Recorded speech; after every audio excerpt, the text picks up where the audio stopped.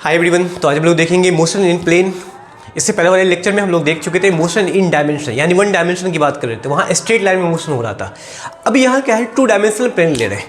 अब हमें पता है कि तीन डायमेंशन होता है एक्स वाई जेड। तो X Y Z plane, three dimensional plane में भी हमारे पास तीन प्लेन होता है, राइट। एक्स वाई प्लेन ले लेंगे या वाई जेड लेंगे या जेड एक्स लेंगे। तो उस तीन प्लेन में या किसी भी एक प्लेन में पार्टिकल का पोजीशन क्या होगा, अब देखो में निकाला जाएगा। सपोज हमारे पास कोई एक्स वाई प्लेन है, हमारे पास एक्स वाई प्लेन, इसको थोड़ा बड़ा कर लेता हूं।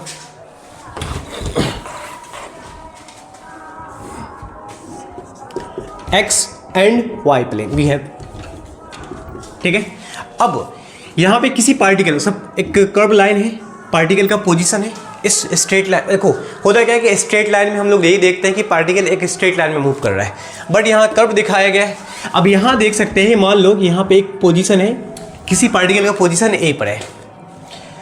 तो ए पर पोजीशन है, तो हमें ये बताना है कि एक्स और एक्स वाई प्लेन में एक्स और वाई का कोऑर्डिनेट क्या होगा, इस पॉइंट पे कोऑर्डिनेट क्या होगा पार्टिकल का। तो मान लेते हैं हम लोग इसको x1 और y1 मानते हैं, पार्टिकल कोऑर्डिनेट होगा x1 y1। अब इसका पोजीशन फैक्टर देखना है ओरिजिन के रेस्पेक्ट में, हमेशा पोजीशन फैक्टर निकालते हैं ओरिजिन के रेस्पेक्ट में। तो इस पॉइंट का पोजीशन फैक्टर ओरिजिन के रेस्पेक्ट में निकालते हैं,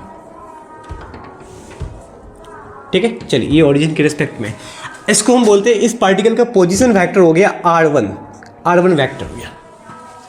सवाल ये कि पोजीशन वेक्टर क्या होगा। पोजीशन वेक्टर ये क्या होगा, ये बताएगा, it tells about the position of vector. इसको हम कह सकते हैं, it tells about the position of vector, position of particle, sorry position of particle with respect to origin के रेस्पेक्ट में हमें बताना है पार्टिकल का पोजीशन क्या होगा। अब कुछ टाइम टी के लिए, कुछ टाइम टी के बाद पार्टिकल ए से मान लेते हैं यहाँ बी पे पहुँच गया, वी है ना, बी, जिसका कोऑर्डिनेट क्या होगा।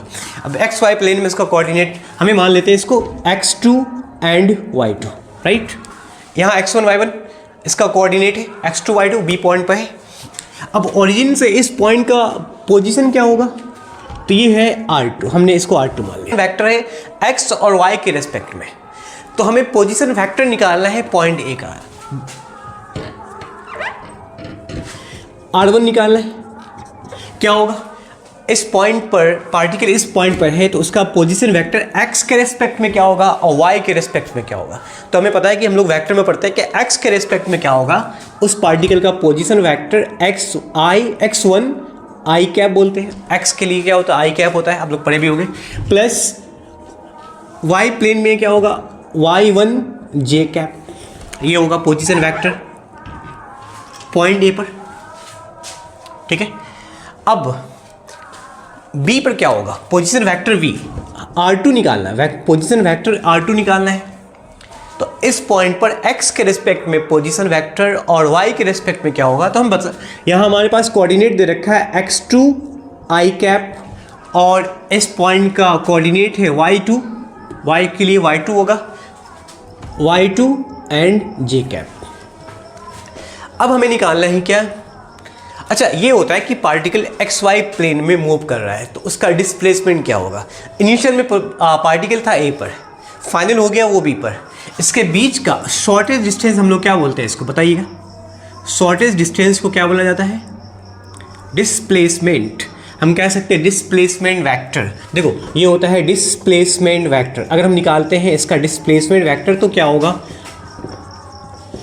डिस्प्लेसमेंट वेक्टर क्या होगा, shortage distance between two points.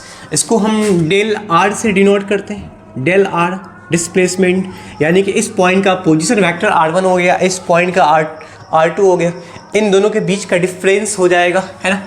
Displacement vector क्या होगा, del R equals to position vector r1 minus position vector r2, ये निकालते हैं। डिस्प्लेसमेंट वेक्टर क्या होगा, it gives the position of particles,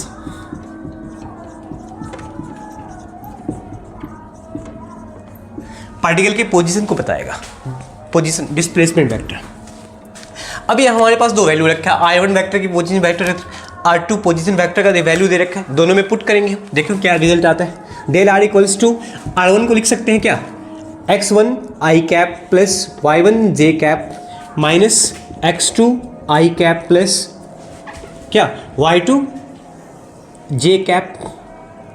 अच्छा एक काम करते हैं कि x1 x2 i कैप वाले को एक तरफ कर लेते हैं, इसको सॉल्व करने पे x1 minus x2 i cap आएगा plus y1 minus y2 j cap आया, राइट।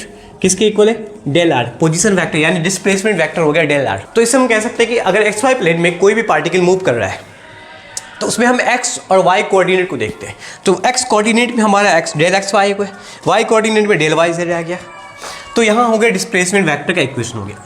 अच्छा अगर हमें निकालना है एवरेज वेलोसिटी क्या होगा, एवरेज वेलोसिटी क्या होगा, देखो अगर एवरेज वेलोसिटी निकालना है, एवरेज वेलोसिटी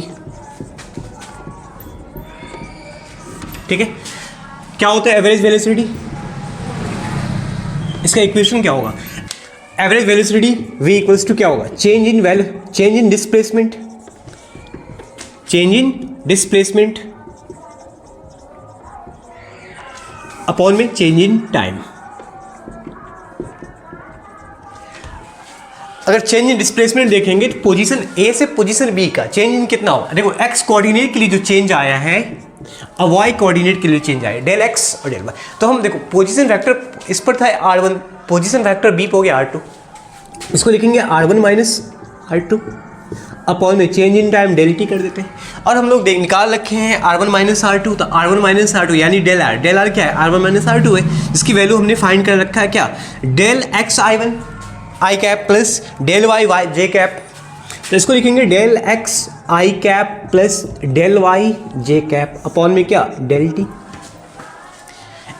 एवरेज वेलोसिटी हो गया, एवरेज वेलोसिटी। अब इसका डायरेक्शन क्या होगा, हम चाहे तो इसको और आगे कर सकते हैं, डेल x अपॉन में del t i cap del y upon में डेल t j कैप। ये हो गया एवरेज वेलोसिटी का इक्वेशन। हाँ अब सवाल ये है कि एवरेज वेलोसिटी जो होगा, ये मतलब वेलोसिटी जो है इसका डायरेक्शन क्या होगा, तो डायरेक्शन वही होगा जो डिस्प्लेसमेंट का होगा, इन द डायरेक्शन ऑफ, इसको लिखेंगे in the direction of displacement के डायरेक्शन में होगा, ठीक है। डिस्प्लेसमेंट का डायरेक्शन ये है A से B, change in velocity, change in position factor